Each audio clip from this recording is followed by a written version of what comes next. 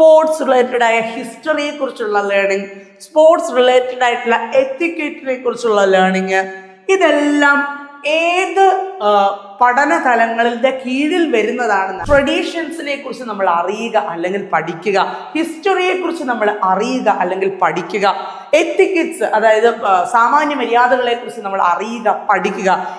ഒരു വ്യക്തിയുടെ വളർച്ചയും വികാസത്തെയുമാണ് യഥാർത്ഥത്തിൽ കായിക വിദ്യാഭ്യാസം ലക്ഷ്യം വെക്കുന്നത്.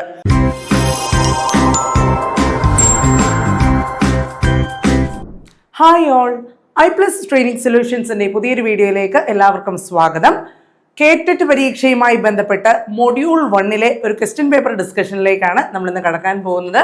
നമ്മൾ ആദ്യ ക്ലാസ്സിൽ ഫിസിക്കൽ എഡ്യൂക്കേഷൻ എന്താണ്, അതിൻ്റെ മീനിങ്ങും അതിൻ്റെ മറ്റു കാര്യങ്ങളും, അതിൽ പലരും കൊടുത്തിരിക്കുന്ന ഡെഫിനേഷന്, പിന്നെ ഇതുമായിട്ട് അസോസിയേറ്റ് ചെയ്ത വിവിധ ഫീൽഡുകൾ ഏതൊക്കെയാണ്, ഇതൊക്കെയായിരുന്നു നമ്മൾ ആദ്യത്തെ ക്ലാസ്സിൽ ഡിസ്കസ് ചെയ്തിട്ടുണ്ടായിരുന്നത്. അതിനോടനുബന്ധിച്ച് മുൻ വർഷങ്ങളിലെ കേറ്ററ്റ് പരീക്ഷകളിൽ ചോദിച്ചു വന്നിട്ടുള്ള ചില ക്വസ്റ്റ്യൻസ് ആണ് നമ്മൾ ഇന്നിവിടെ ഡിസ്കസ് ചെയ്യാൻ പോകുന്നത്. ഓക്കെ, നമുക്ക് ആദ്യത്തെ ചോദ്യത്തിലേക്ക് കടക്കാം.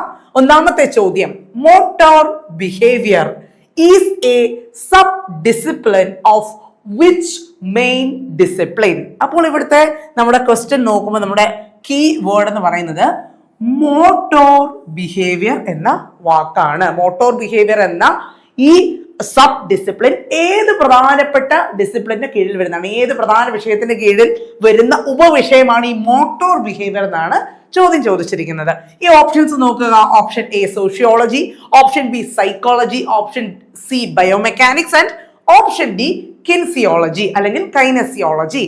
അപ്പൊ നമ്മുടെ മോട്ടോർ ബിഹേവിയർ എന്നൊരു കാര്യം ചെയ്യുമ്പോൾ ഇവിടുത്തെ കീ വേർഡ് എന്ന് പറയുന്നത് ശരിക്കും ബിഹേവിയർ എന്നതാണ്. മോട്ടോർ എന്ന് പറഞ്ഞു കഴിഞ്ഞാൽ ഫിസിക്കലായി ബന്ധപ്പെട്ട എല്ലാ കാര്യത്തിനും പകരം ഉപയോഗിക്കുന്ന ഒരു വാക്കാണ് മോട്ടോർ എന്നുള്ളത്. പക്ഷേ അതിനെ വ്യത്യസ്തമാക്കുന്ന വാക്ക് ഇവിടെ ബിഹേവിയർ എന്നുള്ളതാണ്. ഈ 4 ഓപ്ഷൻസ് ബിഹേവിയറുമായിട്ട് റിലേറ്റ് ചെയ്ത ഒരു സ്റ്റഡിയാണ് അല്ലെങ്കിൽ ഒരു ഡിസിപ്ലിൻ ആണ് ഇതിന് ആൻസർ ആയിട്ട് വരുന്നത്. അപ്പൊ അങ്ങനെ വെച്ച് നോക്കുമ്പോൾ ബിഹേവിയറുമായിട്ട് ബന്ധപ്പെട്ടത് ഒരിക്കലും ബയോമെക്കാനിസം കിൻസിയോളജിയും വരത്തില്ല. പിന്നെയും സാധ്യതയുള്ളത് സോഷ്യോളജിക്കും സൈക്കോളജിക്കുമാണ്.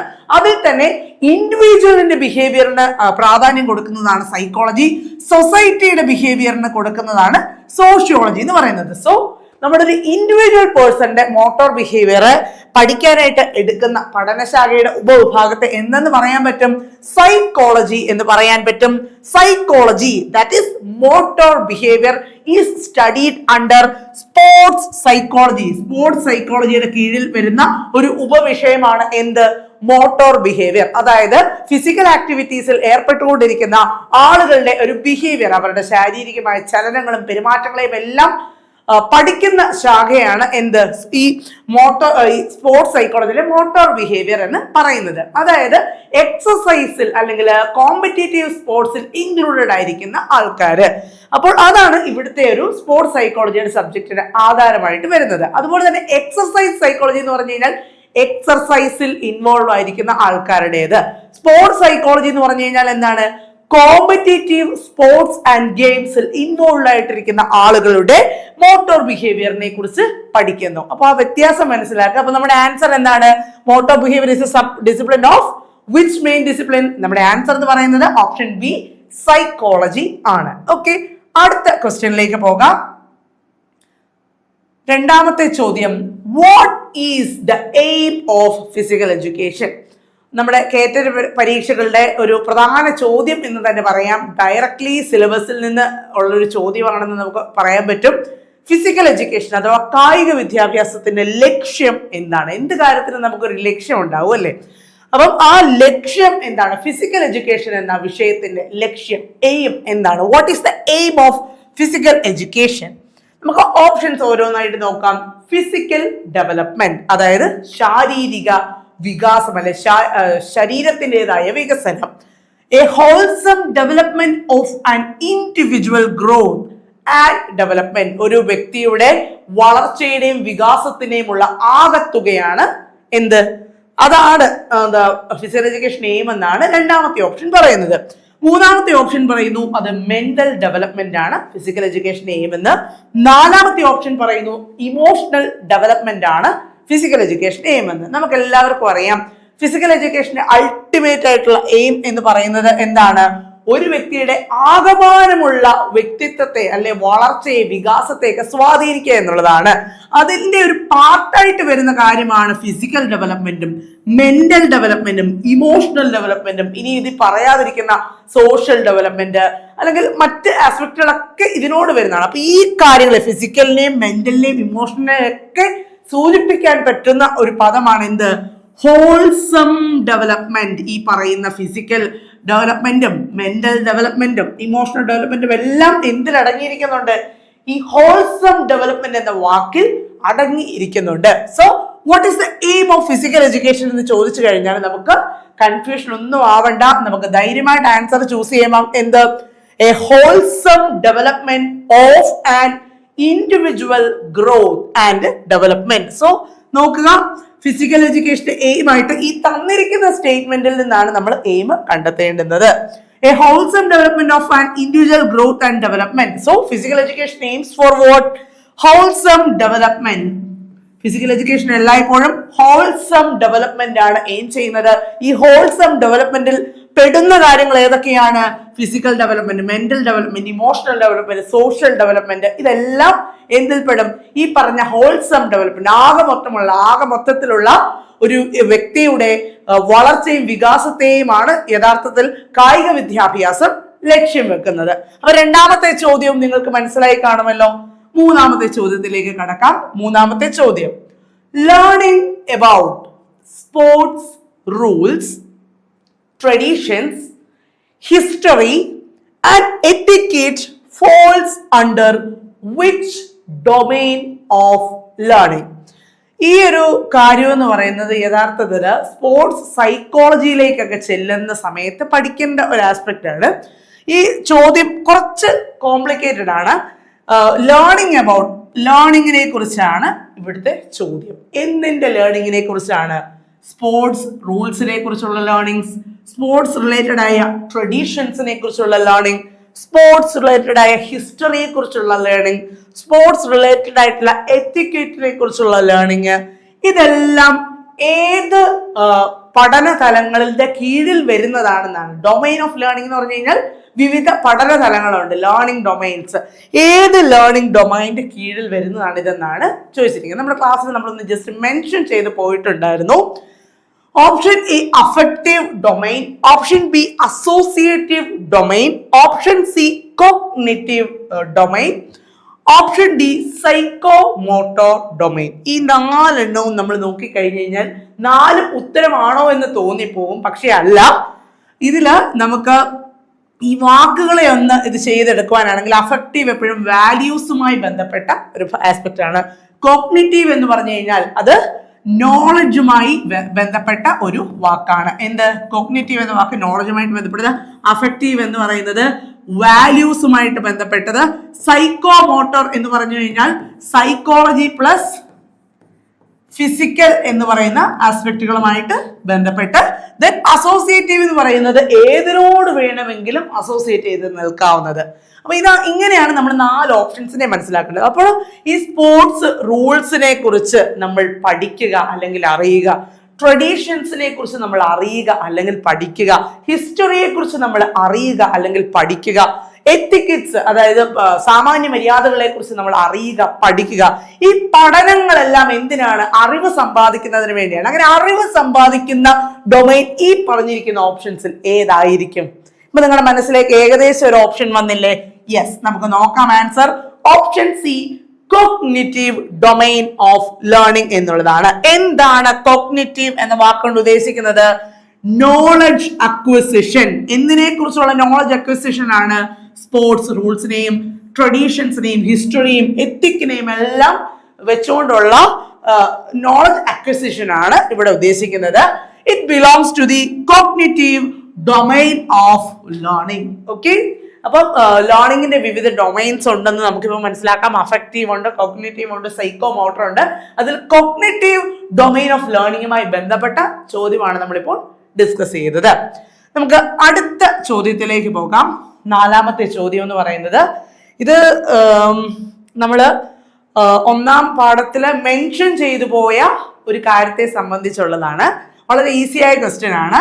The sports competition within an institution is called. അതായത് ഒരു സ്ഥാപനത്തിന്റെ ഉള്ളിൽ നടക്കുന്ന കായിക മത്സരങ്ങൾ, അതിനെ പറയുന്ന പേര്. ഒരു സ്ഥാപനത്തിന്റെ ഉള്ളിൽ മേ ബി അവിടെയുള്ള ക്ലാസ്സുകാർ തമ്മിലായിരിക്കാം, അല്ലെങ്കിൽ ഡിപ്പാർട്ട്മെന്റുകൾ തമ്മിലായിരിക്കാം, അല്ലെ വിവിധ ഹൗസുകൾ തമ്മിലായിരിക്കാം, വിവിധ ഗ്രൂപ്പുകൾ തമ്മിലായിരിക്കാം.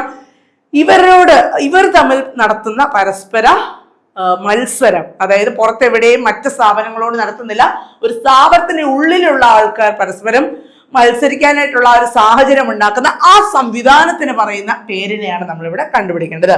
Option A extra annual, option B Inter club, option C Inter collegiate, option D intra moral. ഇപ്പൊ നമുക്ക് ഒറ്റയടിക്ക് തന്നെ നോക്കിക്കഴിഞ്ഞപ്പോൾ ആൻസർ നിങ്ങൾക്ക് കിട്ടിയെന്ന് എനിക്ക് മനസ്സിലായി. പക്ഷെ നമ്മൾ ഓപ്ഷൻസിനെ ഒന്ന് മനസ്സിലാക്കേണ്ടതായിട്ടുണ്ട്. ഈ എക്സ്ട്രാ ആനുവൽ എന്ന് പറഞ്ഞു കഴിഞ്ഞാൽ എന്താണ്? ഈ എല്ലാ വർഷവും പുറമേ നടത്തുന്ന എന്തെങ്കിലും ഒരു കാര്യത്തെയാണ് ഈ എക്സ്ട്രാ ആനുവൽ എന്ന് ഉദ്ദേശിക്കുന്നത്. എന്താണ് ഇന്റർ ക്ലബ്ബ്? ക്ലബ്ബ് എന്ന് പറയുന്നത് ഒരു ഇൻസ്റ്റിറ്റ്യൂഷൻ ആണ്. ഓക്കെ, നമ്മൾ സങ്കല്പിക്കുക.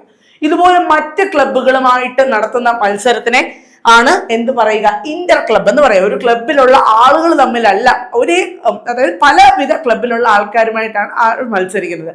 ഇന്റർ ക്ലബ്ബ് എന്ന് പറഞ്ഞു കഴിഞ്ഞാൽ ആ മത്സരമാണ്. ഓക്കെ, ഇനി അടുത്തത് ഇന്റർ കോളേജിയേറ്റ്. ഇവിടെ കോളേജ് എന്ന് പറയുന്നതാണ് നമ്മുടെ ഇൻസ്റ്റിറ്റ്യൂഷൻ എന്ന് പറയുന്നത്. ഇന്റർ കോളേജിയേറ്റ് എന്ന് പറഞ്ഞു കഴിഞ്ഞാൽ വിവിധ കോളേജുകളുമായിട്ട് നടത്തുന്ന മത്സരങ്ങളും കാര്യങ്ങളും ഒക്കെയാണ് എന്ത് ഇന്റർ കോളേജിയേറ്റ് എന്ന് പറയുക. അപ്പൊ നമ്മുടെ ഓപ്ഷൻസിൽ ഒരിക്കലും എക്സ്ട്രാ ആനുവലും വരില്ല, ഇന്റർ ക്ലബും വരില്ല, ഇന്റർ കോളേജിയേറ്റും വരില്ല. പിന്നെ എന്താണ് അതിന് നമ്മൾ ഉപയോഗിക്കുന്ന പദം? ഒരു സ്ഥാപനത്തിന്റെ അകത്ത് നടത്തുന്ന സ്പോർട്സ് കോമ്പറ്റീഷന് പറയുന്ന പേരാണ് എന്ത്? Option D intra mural. ആ വാക്കില് എക്സ്ട്രാ ഇൻട്ര എന്ന വാക്കുകളുടെ ഡിഫറൻസ് ഒന്ന് മനസ്സിലാക്കി വെച്ച് കഴിഞ്ഞാൽ നമുക്ക് ഇൻട്ര പിന്നെ ഇന്റർ ഈ വാക്കുകളുടെ ഒരു കൺഫ്യൂഷൻ നമുക്ക് മാറിക്കഴിഞ്ഞാൽ ഈ ചോദ്യങ്ങൾക്കൊക്കെ കൃത്യമായിട്ട് ഉത്തരം പറയാൻ പറ്റും. ഇന്റർ എന്ന് പറഞ്ഞു കഴിഞ്ഞാൽ മറ്റുള്ളവരോട്, ഇന്റർ കോളേജിയേറ്റ്, ഇന്റർ ക്ലബ്ബ്, അതാണ് മറ്റു സ്ഥാപനങ്ങളോട് മത്സരിക്കുന്നതാണ് എല്ലാം ഇന്റർ. എക്സ്ട്രാ എന്ന് പറയുന്നതും നമ്മളുടേത് കൂടാതെയുള്ള മറ്റാൾക്കാരോട്, മറ്റ് സ്ഥാപനങ്ങളോടുള്ള മത്സരം. ഈ ഇൻട്രാ എന്ന് പറഞ്ഞു കഴിഞ്ഞാൽ ഒരെണ്ണത്തിന്റെ ഉള്ളിൽ, ഇൻട്രാ അല്ലെങ്കിൽ ഇൻട്രോ എന്നൊക്കെ പറയുന്നത് ഒരു ഉള്ളിലുള്ള കാര്യങ്ങളാണ്. സോ അതാണ് ഈ വാക്ക് കൊണ്ട് ഉദ്ദേശിക്കുന്നത്.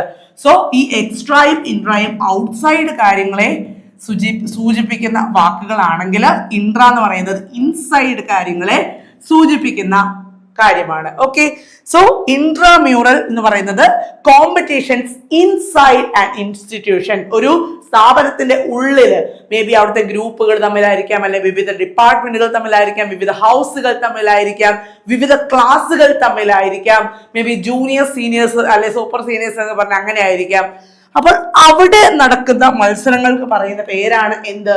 ഇൻട്രാമ്യൂറൽ എന്ന് പറയുന്നത്, അല്ലെ ഇൻട്രാമോറൽ എന്ന് നമ്മൾ പറയുന്നത്. ദെൻ അടുത്ത ചോദ്യത്തിലേക്ക് നമുക്ക് പോകാം. അഞ്ചാമത്തെ ചോദ്യം. ഇത് ഫിസിക്കൽ എഡ്യൂക്കേഷന് നമ്മുടെ കേറ്ററ്റ് പരീക്ഷയുമായിട്ടായിക്കോട്ടെ, നെറ്റ് പരീക്ഷയുമായിക്കോട്ടെ, PSC പരീക്ഷകളായിക്കോട്ടെ, ഫിസിക്കൽ എഡ്യൂക്കേഷനുമായി ബന്ധപ്പെട്ട എല്ലാ പരീക്ഷകളിലും ക്വസ്റ്റ്യൻസ് ഉറപ്പായിട്ടും ചോദിക്കുന്ന ഒരു ഇമ്പോർട്ടന്റ് ഫീൽഡാണ് ഡെഫിനിഷൻസ് എന്ന് പറയുന്നത്. അപ്പൊ അത്തരത്തിലൊരു ചോദ്യമാണ് ഈ ചോദിച്ചിരിക്കുന്നത്. ഒരാളുടെ ഡെഫിനേഷൻ നൽകിയതിന് ശേഷം ഈ സ്റ്റേറ്റ്മെന്റ് അല്ലെങ്കിൽ ഈ ഡെഫിനേഷൻ ആരുടേതാണെന്നുള്ള ചോദ്യം. ഓക്കെ, സോ ക്വസ്റ്റ്യൻ നമ്പർ 5ലേക്ക് വരാം. By education I mean all round drawing out of the best in child and man, body, mind and spirit. This statement was made by. ഇപ്പൊ നമ്മൾ ഫിസിക്കൽ എഡ്യൂക്കേഷന്റെ മീനിങ്ങിനെ കുറിച്ചൊക്കെ പഠിച്ച സമയത്ത് നമ്മൾ ഡെഫിനേഷൻസ് ഡിസ്കസ് ചെയ്തിട്ടുണ്ടായിരുന്നു. അതിൽ ഈ ഒരു ഡെഫിനേഷനിൽ ചില വാക്കുകളുണ്ട്. അതായത് ബോഡി, മൈൻഡ് ആൻഡ് സ്പിരിറ്റ്, അല്ലെങ്കിൽ all round drawing out of best in child and man. ഈ വാക്കുകളൊക്കെയാണ് നമ്മുടെ കീവേഡ് എന്ന് പറയുന്നത്. അതായത് എഡ്യൂക്കേഷൻ എന്നതുകൊണ്ട് ഈ പറഞ്ഞിരിക്കുന്ന വ്യക്തികളിൽ ആരോ ഉദ്ദേശിക്കുന്നത് എന്താണ്? ഒരു മനുഷ്യന്റെ ഉള്ളിലെ ഏറ്റവും മികച്ചതിനെ പുറത്തു കൊണ്ടുവരാൻ, അത് കുട്ടിയായിക്കോട്ടെ മനുഷ്യനായിക്കോട്ടെ, അവരുടെ ഉള്ളിലെ മികച്ചതിനെ കൊണ്ടുവരിക. അത് ബോഡി വൈസ് ആയിക്കോട്ടെ, മൈൻഡ് വൈസ് ആയിക്കോട്ടെ, സ്പിരിറ്റ് വൈസ് ആയിക്കോട്ടെ. ബോഡി എന്ന് പറഞ്ഞാൽ എന്താണ്? ശരീരപരമായി. മൈൻഡ് എന്ന് പറഞ്ഞു കഴിഞ്ഞാൽ മനസ്സിൽ നിന്നും, സ്പിരിറ്റ് എന്ന് പറഞ്ഞു കഴിഞ്ഞാൽ ആത്മാവിൽ നിന്നും. അപ്പൊ ഈ 3 തലങ്ങളിൽ നിന്നും, 3 കാര്യങ്ങളിൽ നിന്നും ഒരു മനുഷ്യന്റെ, ഒരു കുട്ടിയുടെ ഏറ്റവും മികച്ചതിനെ പുറത്തെടുക്കുക എന്നുള്ളതാണ് എഡ്യൂക്കേഷൻ എന്നതുകൊണ്ട് ഉദ്ദേശിക്കുന്നത് എന്ന നിർവചനം നൽകിയ ആ വ്യക്തിത്വം ആരാണ്? This statement was made by option A JP Thomas, option B Swami Vivekananda, option C Mahatma Gandhi, option D Aristotle. നമ്മുടെ ക്ലാസ്സിൽ ഈ JP തോമസിനെയും സ്വാമി വിവേകാനന്ദനെയും മഹാത്മാഗാന്ധിന്റെയും ഒക്കെ ഡെഫിനിഷൻസ് നമ്മൾ ഡിസ്കസ് ചെയ്തിട്ടുണ്ടായിരുന്നു. അപ്പൊ നിങ്ങൾക്ക് ഏകദേശം ആൻസർ മനസ്സിൽ കിടക്കുന്നു എന്ന് മനസ്സിലാക്കുന്നു. നമുക്ക് നേരെ ആൻസറിലോട്ട് പോയാലോ? Okay, option C Mahatma Gandhi. നമ്മുടെ രാഷ്ട്രപിതാവായ മഹാത്മാഗാന്ധിയാണ് വിദ്യാഭ്യാസത്തെ ഈ രീതിയിൽ നിർവചിച്ചിരിക്കുന്നത്. ഓക്കെ, അപ്പോൾ ഓരോരുത്തരും കൊടുത്തിരിക്കുന്ന നിർവചനങ്ങൾ യഥാർത്ഥത്തിൽ എന്താണ് അവരുടെ മനസ്സിലെ വിഷനും കാര്യങ്ങളും. അത് എഡ്യൂക്കേഷൻ എന്ന് പറഞ്ഞു കഴിഞ്ഞാൽ അത് ഫിസിക്കൽ എഡ്യൂക്കേഷനിൽ കൂടെ മാത്രം സാധ്യമാകുന്ന കാര്യമാണ്. അതായത് എഡ്യൂക്കേഷൻ തന്നെയായിട്ടൊരു നിലനിൽപ്പില്ല. പല വിഭാഗങ്ങളെ ഒന്നിച്ചു ചേരുമ്പോഴാണ് എഡ്യൂക്കേഷൻ എന്നുള്ളത് പൂർണ്ണമാകുന്നത്. അപ്പോൾ ഫിസിക്കൽ എഡ്യൂക്കേഷനും ജനറൽ എഡ്യൂക്കേഷനും വളരെ വലിയൊരു ബന്ധമാണ്. ആ ബന്ധത്തെ കാണിക്കുന്ന ഒരു ഡെഫിനേഷൻ കൂടിയാണ് മഹാത്മാഗാന്ധി നൽകിയിരിക്കുന്നത്. By education I mean all round drawing out of the best in child and man, body, mind and spirit. അപ്പോൾ ഇങ്ങനത്തെ ഡെഫിനേഷൻസുകൾ ഇടയ്ക്കിടയ്ക്ക് ഒന്ന് റിവൈസ് ചെയ്ത് പഠിച്ച് ഓർത്തിരിക്കുക. അടുത്ത ക്വസ്റ്റ്യൻ, 6ാമത്തെ ക്വസ്റ്റ്യനിലേക്ക് പോകാം. How is technique defined in sports? നമ്മുടെ സ്പോർട്സിൽ അല്ലെങ്കിൽ സ്പോർട്സ് ട്രെയിനിങ്, കോമ്പറ്റീഷൻ അല്ലെ മത്സരങ്ങളുമായിട്ടൊക്കെ ബന്ധപ്പെട്ട് നമ്മൾ ഉപയോഗിക്കുന്ന ഒരു വലിയ വാക്കാണ് ടെക്നിക്ക്. നമ്മുടെ ആദ്യത്തെ ക്ലാസ്സിൽ ജസ്റ്റ് ഒന്ന് മെൻഷൻ ചെയ്ത് പോയിട്ടുണ്ടായിരുന്നു. അത് സംബന്ധിച്ചാണ് ഈ ക്വസ്റ്റ്യൻ വന്നിരിക്കുന്നത്. How is technique defined in sports? നമ്മൾ പല രീതിയിൽ ടെക്നിക് എന്ന വാക്ക് ഉപയോഗിക്കുന്നുണ്ട്. എന്നാൽ സ്പോർട്സിൽ ടെക്നിക് എന്നാൽ എന്ത്? അതാണ് നമ്മൾ ആൻസർ കണ്ടുപിടിക്കേണ്ടത്. Option A the art of adapting a game plan, option B the implementation of a plan, C the motor procedure for tackling a motor task, option D the strategy used to win a competition. ഈ 4 ഓപ്ഷൻസും വായിക്കുമ്പോൾ ചെറിയൊരു confusion തോന്നുന്നില്ലേ? നമുക്ക് ഈ ഓപ്ഷൻസിനെ ആദ്യം പരിചയപ്പെടാം. The art of adapting a game plan.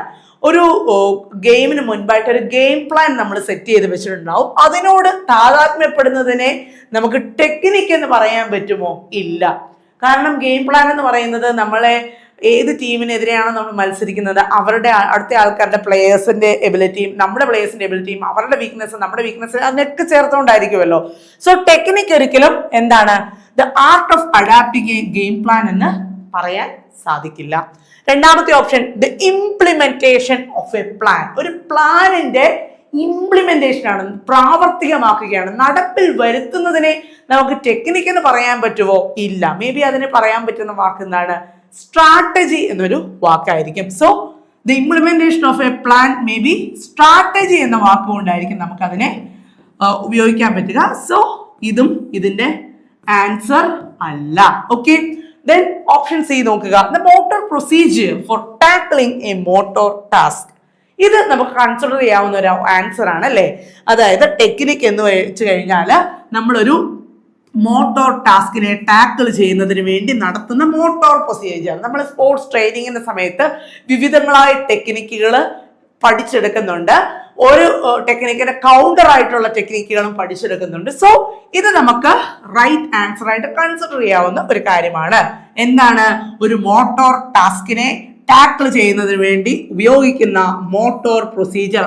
ഒന്നിലധികവും. നമ്മുടെ motor എന്ന വാക്ക് ഉദ്ദേശിക്കുന്ന നമ്മുടെ ബോഡിയിലെ അല്ലെ ഫിസിക്കൽ ആയിട്ടുള്ള ആസ്പെക്ടിനെയാണ് കേട്ടോ. അപ്പൊ അതായിരിക്കും ഒരു ആൻസറിന് സാധ്യതയായിട്ട് വരുന്നത്. ഓപ്ഷൻ ഡിയും കൂടെ നോക്കാം. The strategy used to win a competition. ഒരു മത്സരം വിജയിക്കുന്നതിന് വേണ്ടി ഉപയോഗിക്കുന്ന സ്ട്രാറ്റജിയെ നമുക്ക് ടെക്നിക്ക് എന്ന് പറയാൻ പറ്റുമോ? ഇല്ല. അതിനെ നമുക്ക് സ്ട്രാറ്റജി എന്നോ അല്ലെ പ്ലാൻ എന്നോ ഒക്കെ പറയാനായിട്ട് സാധിക്കുകയുള്ളൂ. സോ ഇതും നമുക്ക് ആൻസറിൽ കൺസിഡർ ചെയ്യാനായിട്ട് സാധിക്കില്ല. So answer is option C. How is technique defined in sports എന്ന് ചോദിച്ചാൽ ആൻസർ എന്ന് പറയുന്നത് എന്താണ്? The motor procedure for tackling a motor task എന്നുള്ളതാണ്. നമുക്ക് അടുത്ത ക്വസ്റ്റ്യനിലേക്ക് പോകാം. 7ാമത്തെ ക്വസ്റ്റ്യൻ. നമ്മൾ ഇതിനോടകം ഒരു ക്വസ്റ്റ്യൻ ഡിസ്കസ് ചെയ്ത് അതിനകത്ത് ഞാൻ ആൻസറിന്റെ ഒരു ഹിന്റും കൂടെ പറഞ്ഞു തന്നിട്ട് പോയത് കൊണ്ട് ഇവിടെ നമുക്കൊരു കൺഫ്യൂഷന് വേറൊരു സാധ്യതയും ഇല്ല. An extra mural program is, അതായത് ഈ തന്നിരിക്കുന്നതില് എക്സ്ട്രാ മ്യൂറൽ പ്രോഗ്രാം ഏതാണ്? സോ ഞാൻ നേരത്തെ പറഞ്ഞ വാക്കുകളൊക്കെ ഒന്ന് ഓർത്തോളൂ. Extra, inter, intra. ഇൻട്ര എന്തായിരുന്നു? ഇൻസൈഡ്. ഓക്കെ. എക്സ്ട്രാ അല്ലെ ഇന്റർ എന്തായിരുന്നു? ഔട്ട്സൈഡ്. നമുക്ക് ഒരു അണ്ടർസ്റ്റാൻഡിങ്ങിന് വേണ്ടി മനസ്സിലാക്കാൻ വെക്കാം എക്സ്ട്രയും ഇന്ററും ഒക്കെ ഒരു കുടുംബത്തിലെ ആൾക്കാരാണെന്ന്. സോ എക്സ്ട്രാ മ്യൂറൽ പ്രോഗ്രാമില് വരുന്ന കാര്യങ്ങൾ എന്തൊക്കെയാണ്? അതായത് ഇന്റർ എന്ന വാക്കിന് ഒരു ചെറിയ ക്ലാരിഫിക്കേഷനും കൂടെ എക്സ്ട്രാ ഞാൻ തരികയാണ്. ഇന്റർ എന്ന് പറഞ്ഞു കഴിഞ്ഞാൽ മറ്റൊന്നിനോട്, പക്ഷേ നമ്മൾ ഈ ആൻസറിന്റെ ആസ്പെക്റ്റിലോട്ടൊന്ന് വരാം. ഇന്റർ ക്ലാസ് എന്ന് പറയുന്നത് ഒരു ഇൻസ്റ്റിറ്റ്യൂഷനിലെ ക്ലാസ്സുകാർ തമ്മിൽ നടത്തുന്ന മത്സരത്തിനെ നമുക്ക് ഒരിക്കലും എക്സ്ട്രാ മ്യൂറലായിട്ട് കൂട്ടാൻ പറ്റുമോ? ഇല്ല. അത് എന്താണ്? ഇൻട്രാ മ്യൂറൽ ആണ്. Okay. So Inter class competition എന്ന് പറയുന്നത് എന്തിന്റെ ഉദാഹരണമാണ്? ഇൻട്രാ മ്യൂറലിന്റെ ഉദാഹരണമാണ്. സോ ഇന്റർ എന്ന വാക്ക് കണ്ട് തെറ്റിദ്ധരിക്കരുത്. ക്ലാസ് എന്നൊരു കാര്യം കൂടെ കണ്ട് മനസ്സിലാക്കുക. ഒരു സ്ഥാപനത്തിലല്ലേ ക്ലാസ്സുകൾ ഉണ്ടാവും. അപ്പൊ അവിടുത്തെ ക്ലാസ്സുകാർ തമ്മിൽ നടത്തുന്ന മത്സരം ഒരിക്കലും പുറമേ നടത്തുന്ന മത്സരമായിട്ട് കണക്കാക്കാൻ പറ്റും? ഇല്ല. അതിനെ നമുക്ക് എന്താണ്? ഇൻട്രാമ്യൂറൽ കോമ്പറ്റീഷന്റെ ഭാഗമാണ് എന്ത്?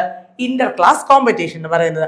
ഇനി അടുത്തത് ഇന്റർ ഹൗസ് കോമ്പറ്റീഷൻ. വീണ്ടും കണ്ടോ ഇന്റർ എന്നൊരു വാക്ക്, പക്ഷെ അടുത്ത വാക്ക് നോക്കുക, ഹൗസ്.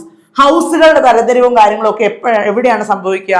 ഒരു ഇൻസ്റ്റിറ്റ്യൂഷന്റെ ഉള്ളിലാണ് സംഭവിക്കുക. സോ ഇന്റർ ഹൗസ് കോമ്പറ്റീഷനും എന്തിന്റെ ഉദാഹരണമാണ്? ഇൻട്രാമ്യൂറൽ കോമ്പറ്റീഷൻസിന്റെ എക്സാമ്പിൾ ആണ്. ഇനി ഓപ്ഷൻ 3 നോക്കാം. Inter department competition. വീണ്ടും ഇന്റർ എന്ന വാക്ക് വന്നു, പക്ഷെ അടുത്ത വാക്ക് നോക്കുക, ഡിപ്പാർട്ട്മെന്റ്. ഡിപ്പാർട്ട്മെന്റ് ഒരു സ്ഥാപനത്തിന്റെ ഉള്ളിലുള്ള കാര്യമല്ലേ?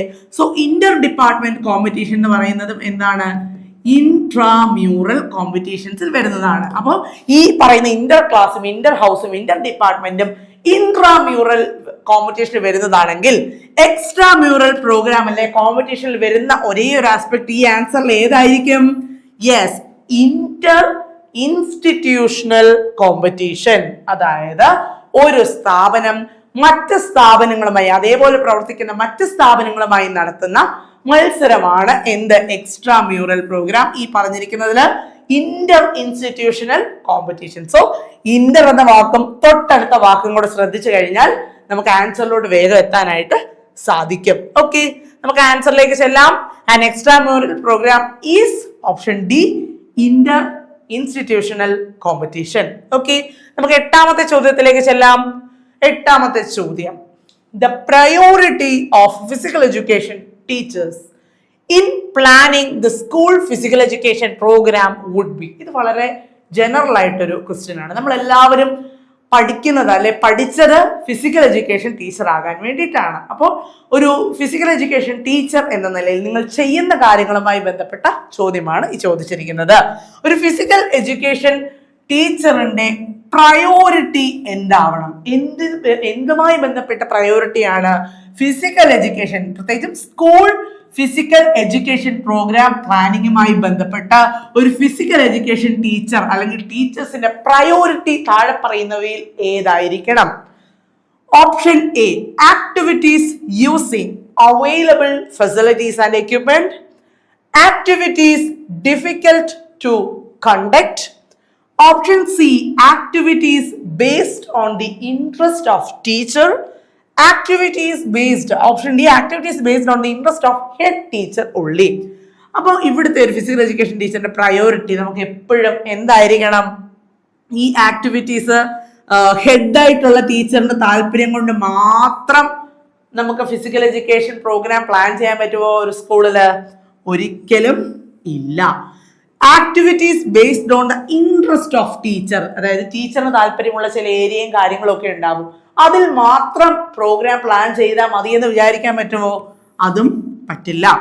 ആക്ടിവിറ്റീസ് ഡിഫിക്കൽട്ട് ടു കണ്ടക്ട്, വളരെ ബുദ്ധിമുട്ടേറിയ അല്ലെ പ്രയാസമേറിയ കാശ് ചെലവുള്ള കാര്യങ്ങൾ നടത്താനായിട്ടാണോ നമ്മൾ ശ്രമിക്കേണ്ടത്? ഒരു ഫിസിക്കൽ എഡ്യൂക്കേഷൻ ടീച്ചർ എന്ന നിലയിൽ അങ്ങനെ അതായത് നടത്താൻ ബുദ്ധിമുട്ടുള്ള കാര്യങ്ങൾ നടത്താനായിട്ടാണോ ശരിക്കും ഒരു പ്രയോറിറ്റി കൊടുക്കേണ്ടത്? ഒരിക്കലുമല്ല. പിന്നെ എന്തിനാണ് പ്രയോറിറ്റി കൊടുക്കേണ്ടത്? നിലവിൽ അവൈലബിൾ ആയിട്ടിരിക്കുന്ന അല്ലെങ്കിൽ സ്കൂളിൽ ആ സാഹചര്യത്തിൽ ലഭ്യമായിരിക്കുന്ന ഫെസിലിറ്റീസ്, എക്യുപ്മെന്റ്, ഇതിനെല്ലാം ഉപയോഗപ്പെടുത്തിക്കൊണ്ടുള്ള ആക്ടിവിറ്റീസ് ആയിരിക്കണം ആരുടെ പ്രയോറിറ്റി? ഒരു ഫിസിക്കൽ എഡ്യൂക്കേഷൻ ടീച്ചറുടെ പ്രയോറിറ്റി. എന്തുമായി ബന്ധപ്പെട്ട്? സ്കൂൾ ഫിസിക്കൽ എഡ്യൂക്കേഷൻ ആക്ടിവിറ്റീസുമായിട്ട് ബന്ധപ്പെട്ട്. സോ ഓപ്ഷൻ എ ആണ് ആൻസർ ആയിട്ട് വരുന്നത്. നമുക്ക് അടുത്ത ചോദ്യത്തിലേക്ക് പോകാം. What program provides a unique opportunity for students with and without disabilities to come together through ongoing educational and physical activities? അപ്പോൾ നമുക്കറിയാം, ഒരു സ്കൂളിന്റെ സാഹചര്യത്തിൽ എല്ലാ കുട്ടികൾക്കും ഒരേ ഫിസിക്കൽ എബിലിറ്റീസ് കാണില്ല. അപ്പോൾ അങ്ങനെ ഒരു സാഹചര്യത്തിൽ ഫിസിക്കൽ എബിലിറ്റീസിൽ എന്തെങ്കിലും പ്രശ്നമുള്ളവരും അല്ലെങ്കിൽ സാധാരണ നിലയിൽ ഫിസിക്കൽ എബിലിറ്റീസ് ഉള്ളവരും ചേർന്ന് യോജിച്ച് നടത്താൻ പറ്റുന്ന ഫിസിക്കൽ എഡ്യൂക്കേഷൻ ആക്ടിവിറ്റിയെ സൂചിപ്പിക്കുന്ന പദം ഈ പറഞ്ഞിരിക്കുന്നതിൽ ഏതൊക്കെയാണ്? Option A fitness education, option B special education, option C sports education, option D unified physical education. ഇത് വളരെ ജനറൽ ആസ്പെക്റ്റിലുള്ളൊരു ചോദ്യമാണ്. ഇപ്പൊ നമ്മൾ സിലബസ് വൈസ് പ്രത്യേകമായിട്ടൊരു ഫോക്കസ് പോകുന്ന ഏരിയ അല്ല, പക്ഷെ നമ്മൾ ഒരു ജനറൽ സെൻസിൽ നമുക്ക് ആലോചിക്കാൻ പറ്റും. ഫിറ്റ്നസ് എഡ്യൂക്കേഷൻ എന്ന് പറഞ്ഞു കഴിഞ്ഞാൽ മേ ബി എന്തെങ്കിലും ഫിറ്റ്നസ് റിലേറ്റഡ് ആയിട്ടുള്ള ആസ്പെക്റ്റുമായി ബന്ധപ്പെട്ട ഒരു ഗ്രൂപ്പിനുള്ള എഡ്യൂക്കേഷൻ ആയിരിക്കും. സ്പെഷ്യൽ എഡ്യൂക്കേഷൻ എന്ന് പറഞ്ഞു കഴിഞ്ഞാൽ വയ്യാത്ത ഇങ്ങനെ ഫിസിക്കൽ എബിലിറ്റീസിൽ എന്തെങ്കിലും പ്രശ്നമുള്ള കുട്ടികളെ മാത്രം കേന്ദ്രീകരിച്ചുകൊണ്ടുള്ള എഡ്യൂക്കേഷനാണ് ഈ സ്പെഷ്യൽ എഡ്യൂക്കേഷൻ എന്ന് പറയുന്നത്. സ്പോർട്സ് എഡ്യൂക്കേഷൻ എന്ന് പറയുന്നത് സ്പോർട്സിൽ ഇൻവോൾവ് ആയിരിക്കുന്ന കുട്ടികളെ മാത്രം ഉൾപ്പെടുത്തി കൊടുക്കുന്ന എഡ്യൂക്കേഷനാണ്. പക്ഷേ ഈ എല്ലാ കാറ്റഗറിയിലുള്ള ആൾക്കാരെയും ഒന്നിച്ചു ചേർത്ത് നടത്തുന്ന ഫിസിക്കൽ എഡ്യൂക്കേഷൻ അല്ലെ ഫിസിക്കൽ ആക്ടിവിറ്റീസിനെ പറയുന്ന പേര് എന്തായിരിക്കണം? യൂണിഫൈഡ് ഫിസിക്കൽ എഡ്യൂക്കേഷൻ എന്നുള്ളതാണ്. സോ 9 എന്ന ക്വസ്റ്റ്യന്റെ ഓപ്ഷൻ ഡി എന്ന് പറയുന്ന ഓപ്ഷൻ ഡി ആണ് ആൻസർ ആയിട്ട് വരുന്നത്. Unified physical education, it is a program which provides a unique opportunities for all students with and without disabilities. അതാണ് അവിടുത്തെ കീ പോയിന്റ് എന്ന് പറയുന്നത്. ഡിസബിലിറ്റീസ് ഉള്ള കുട്ടികളും ഇല്ലാത്ത കുട്ടികളും ഒരുമിച്ച് ഒരു കുടക്കീഴില് ഒന്നിച്ച് ഫിസിക്കൽ ആക്ടിവിറ്റീസ് ചെയ്യാനായിട്ട് അവസരം കൊടുക്കുന്നതിന് പറയുന്ന പേരാണ് എന്ത്? യൂണിഫൈഡ് ഫിസിക്കൽ എഡ്യൂക്കേഷൻ എന്ന് പറയുന്നത്. നമുക്ക് അടുത്ത ക്ലാസ്സുകളിൽ കൂടുതൽ ക്വസ്റ്റ്യൻസ് ഡിസ്കസ് ചെയ്യാം. ഇതുവരെ നിങ്ങൾ ചെയ്ത അല്ലെ പഠിച്ച കാര്യങ്ങളൊക്കെ റിവൈസ് ചെയ്തുകൊണ്ട് കേട്ടിട്ട് പരീക്ഷയ്ക്ക് വേണ്ടി ഒരുങ്ങുക. നിങ്ങൾക്ക് എല്ലാവർക്കും ആദ്യത്തെ അറ്റംപ്റ്റിൽ തന്നെ കേട്ടിട്ട് ലഭിക്കട്ടെ എന്ന് ആശംസിക്കുന്നു. മറ്റൊരു ക്ലാസ്സിൽ നമുക്ക് വീണ്ടും കാണാം. Thank you.